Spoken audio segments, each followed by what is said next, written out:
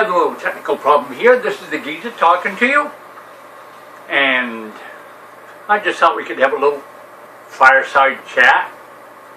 And we can talk about anything. First of all, I want you to understand something. My diction and my enunciation may not be the best, but I got an excuse. It's not all speech impediment. Anyway, last week about this time I went to Canada, and on the way up there they asked me at the Canadian border, and they asked me, what are you going to Canada for? And I said, I got to see a dentist up there. They said, okay, you go on through.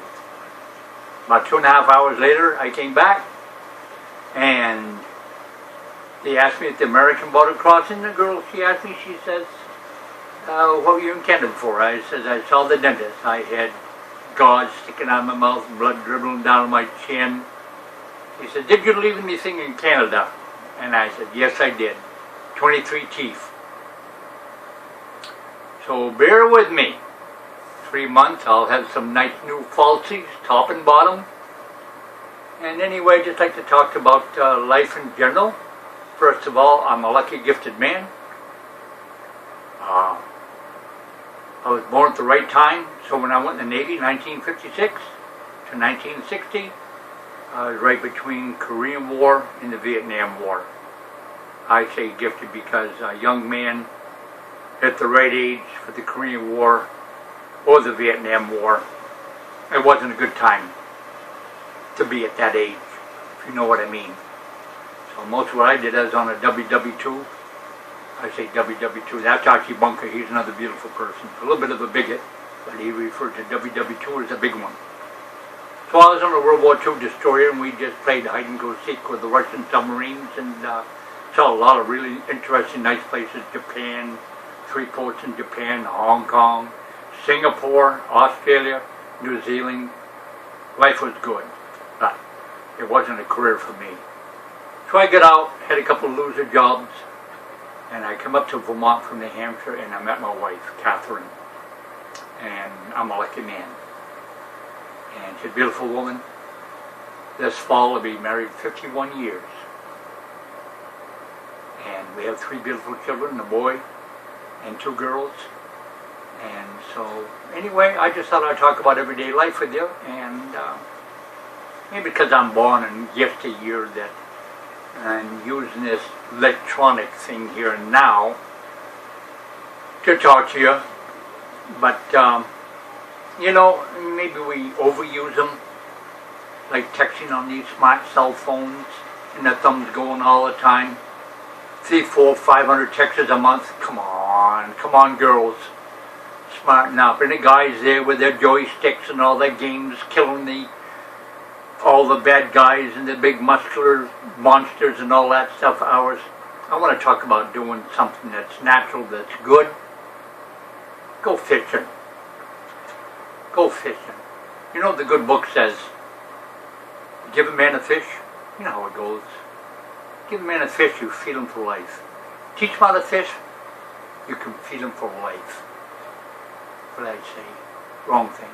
Give a man a fish, you feed him for a day. Teach a man how to fish, you feed him for life. Did I get that right finally? Okay, bear with me. So, anyway, I want to talk about fishing, particularly right now in the summertime. You know, don't go dragging the kids all through the big super malls and all that, all the big mart stores, you know what I mean. You see it on YouTube. It could be a very scary, traumatizing thing for your kids on those hot days in the summer. I mean, you might be looking down the bottom shelf and all at once you see that pair of shower tongs squashed out, right out flat with a big pair of feet in them. And you look up and there's some huge legs in a pair of hot pink spandex pants. Got a button maybe of axe handle and a half across, but a half an acre of bare midriff, and a tube top to match. Yeah, pink polka dot tube top to match. So, excuse me, I just had a bad visual there. So, you could traumatize your kids. Don't do that. Take them fishing. Take them fishing. And fish beside the brook side, or the river side, or the pond side, or the lake side. And if you got a boat, or you can acquisition one for an afternoon or something, you know, And I'll tell you something right now from experience. Not all the kids are going to want to go fishing. Once they land a couple of lunkers, they're going to like it more, you know. And yeah, it's going to teach them patience. It can get boring at a time. And you always got that one that thinks it's stupid and doesn't want anything to do with fishing, wants to be left behind with their book, well, with their pad. Leave them behind with their Facebook, and you've heard the stories. You know, you get that young pretty girl that doesn't seem like she's got enough attention and the world is all against her. So she gets online with some clown that says he's 21 years old. He can buy beer, good looking, tall, 6 foot tall, and very articulate, and you really want to meet me. You know, any clown can get on there and type out sweet words on that computer. But you know something? That 21-year-old, 6 foot tall, good looking, which I used to be a half a century ago, it could look like me. Think about it. Your daughter communicating on Facebook with, kind of scary, huh? So if she doesn't want to go fishing, take her out on the boat. You grab that big old umbrella out of your picnic table. You fold it up, you get in the boat, and you go out, and you take those kids that got all the muscles bragging how strong they are, put them on the oars, right? You get out there and you drop the anchor, go fishing. Get that kid that doesn't want to go fishing, that thinks it's stupid. Have a hold the umbrella, make the shade. You could have fun doing this, you know? And I guess that's all for now. And goodbye. Be good. But 2 things about being good. First, it's overrated. Second, ain't much fun in that. My wife gets mad at me and says, at least try to behave. I say, honey, there's no fun in that either. Hey, be good. Bye now.